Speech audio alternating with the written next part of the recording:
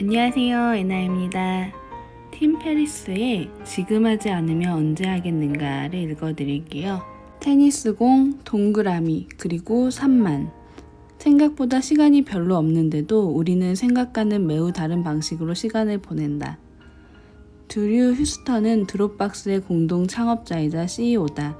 2006년 MIT를 졸업한 그는 USB 드라이브를 들고 다니거나 이메일로 파일을 보내야 하는 번거로움을 없애기 위해 드롭박스를 만들었다. 그는 공동 창업자인 아라시 페르도시와 함께 2007년 실리콘밸리의 가장 유명한 스타트업 인큐베이터인 Y 컴비네이터의 드롭박스를 소개했고, 드롭박스는 YC 역사상 가장 빠르게 성장한 스타트업 중 하나로 기록됐다. 현재 드롭박스는 5억 명의 등록 사용자와 전 세계 13개 지사의 직원 1,500명을 보유하고 있다. 진정한 변화는 변하지 않는 것들에 있다. 드류 휴스턴은 워렌 버핏과 찰리 먼거의 사상과 철학을 존경한다. 특히 복잡한 주제를 간결하고 명쾌하게 설명해주는 찰리 먼거의 불쌍한 찰리 이야기는 드루가 가장 좋아하는 책들 중 하나다. 그는 말한다. 한 기업의 CEO로서는 물론이고 인생에서도 깊은 지식이 없는 분야에서 결정을 내려야만 하는 순간이 아찔할 정도로 많다. 게다가 환경도 끊임없이 변화한다. 이런 상황을 대체 어떻게 헤쳐나가야 할까? 사람들은 흔히 지식을 축적하다 보면 언젠가 지혜를 얻을 날이 올 것이라고 믿는다. 하지만 언제까지 지식을 쌓으며 기다려야 할까? 불쌍한 찰리 이야기는 좋은 출발점이 되어준다. 이 책은 모든 상황에서 제한적인 지식으로 지혜로운 결정을 내리는 방법을 알려준다. 좋은 책, 위대한 책이란 무엇일까? 나는 시대를 초월해 변하지 않는 지혜와 원칙을 담아낸 책이라고 생각한다. 좋은 기업가, 위대한 기업가들은 바로 이 같은 제1의 원리, 가장 궁극적인 지혜와 원칙을 자신의 통찰과 신념으로 만들어낸 사람들이다. 불쌍한 찰리 이야기는 진정한 변화란 변하지 않는 원천적 지혜를 찾아가는 길임을 탁월하게 보여준다. 어떻게 세상에 기여할 것인가? 2013년 드류 휴스턴은 젊은 학생들 사이에서 숱한 화제와 감동을 만들어낸 MIT 졸업식 초청 연단에 선다. 그는 22살의 나로 다시 돌아갈 수 있다면 테니스 공과 동그라미, 숫자 3만이 적힌 커닝 페이퍼를 주고 싶다는 말로 그 유명한 축사를 시작했다. 테니스 공은 집착에 가까울 정도로 몰두할 수 있는 관심사를 찾으라는 뜻이다. 어릴 때 집에서 키우던 개를 생각해보라. 공을 던져주면 무슨 일이 있어도 끝까지 공을 쫓아가 낚아채고 마는. 내가 아는 성공한 사람들은 모두 자신에게 정말 중요한 문제를 해결하는 것에 광적으로 집착한다. 동그라미는 당신, 그리고 당신과 가장 친한 친구 5명이 속한 서클이라는 뜻이다.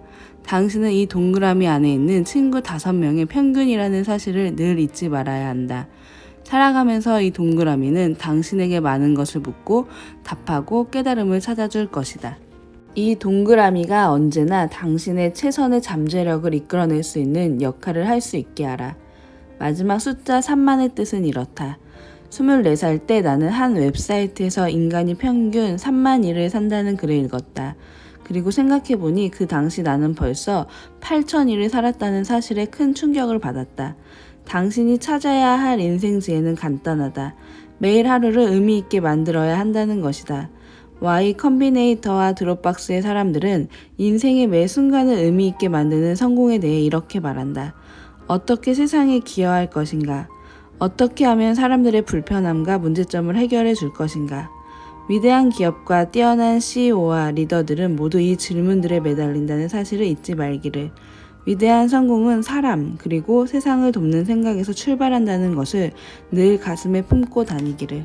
어떤 돌을 채울 것인가? 살아가면서 모든 변화의 기점이 되어주는 깨달음은 이렇다. 우리는 생각보다 시간이 별로 없는데도 우리는 생각하는 것과는 매우 다른 방식으로 시간을 보내고 있다. 드류 휴스턴이 MIT 졸업생들에게 숫자 3만을 제시한 이유가 여기에 있다. 우리는 예외 없이 아주 제한된 시간을 살다가 세상을 떠난다. 따라서 모든 것을 할 시간이 없을 때는 모든 것을 하지 않아도 되게끔 만들어야 한다. 즉 우선순위가 필요하다.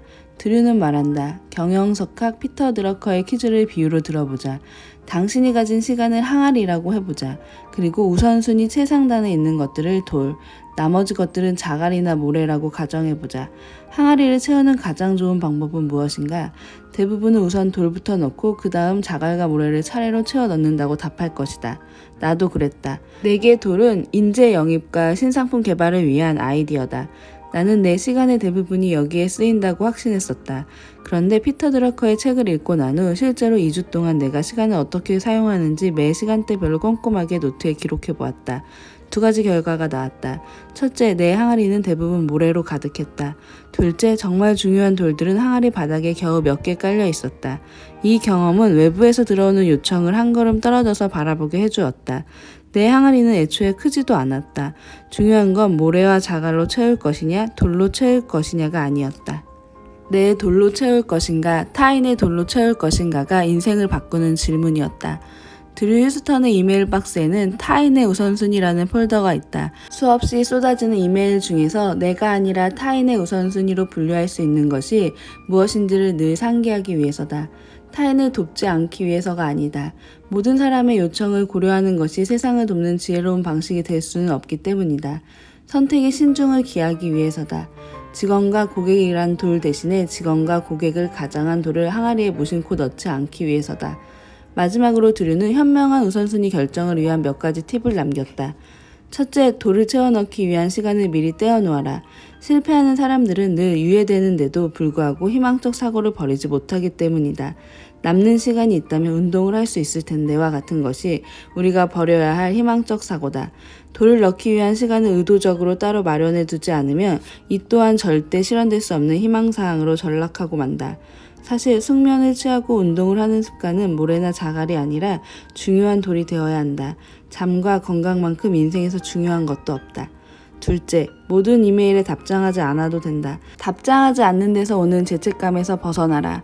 당신이 답장을 하지 않는다는 것은 그만큼 그 이메일이 아주 작은 모래일 뿐이라는 것이다. 여기에 일일이 신경 쓰면 계속 모래바람이 밀려들 것이다. 생각해보면 성공이라는 나무는 거절을 양분으로 자란다.